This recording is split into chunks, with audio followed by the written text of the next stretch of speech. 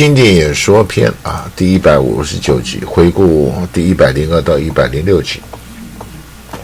如果你看不懂意思的话啊，就是看前面的啊，都有解释。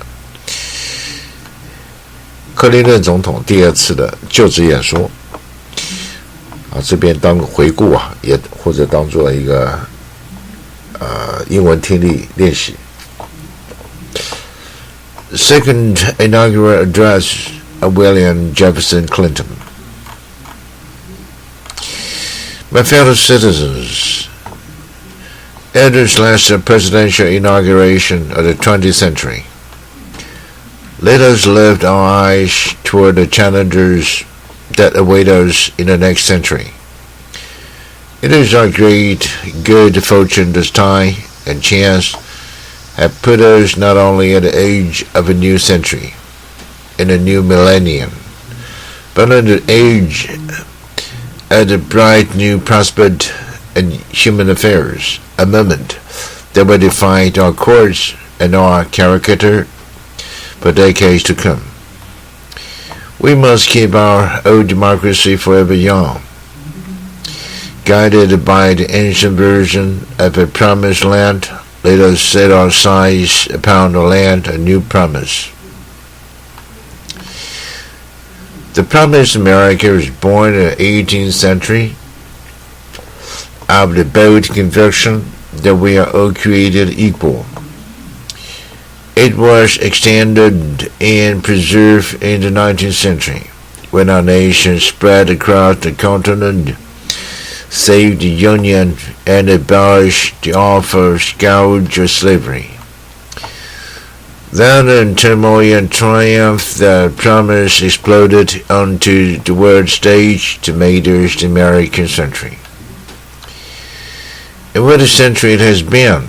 America became the world's mightiest industrial power, saved the world from tyranny and 2 world wars and a long Cold War, and time again reach out across the globe to millions who, like us, long for the blessings of liberty. Along the way, the Americans produced a great middle class and secured an old age,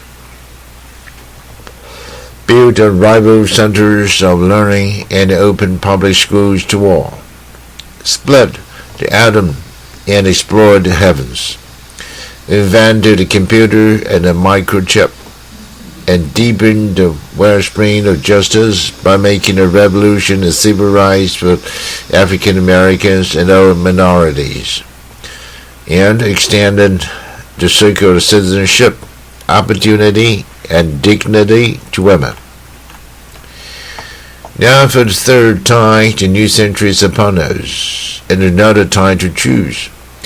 We began the 19th century with a choice to spread our nation from coast to coast. We began the 20th century with a choice to harness the Industrial Revolution to our values of free enterprise, conservation, and human decency. Those choices made a difference. At the dawn of the 21st century, a free people must now choose to shape the forces of the information age in a global society to unleash the limitless potential to all our people, and yet to form a more perfect union. When last we gathered, a march to this new future seemed less certain than it is today. We vowed then to set a clear course to renew our nation. In these 4 years, we've been touched by tragedy, exhilarated by challenge, strengthened by achievement. America stands alone as the world's indispensable nation. Once again, our economy is the strongest on earth. Once again, we are building stronger families, thriving communities, better educational opportunities, a cleaner environment. Problems that once seemed destined to deepen now bend to our efforts. Our streets are safer. Record numbers of our fellow citizens have moved from welfare to work. And once again, we have resolved for our time a great debate over the role of government.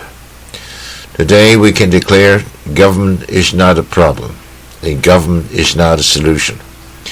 We, the American people, were the solution.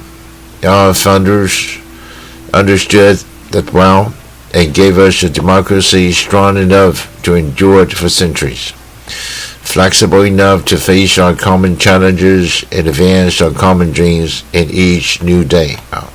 好，这一集回顾到这里。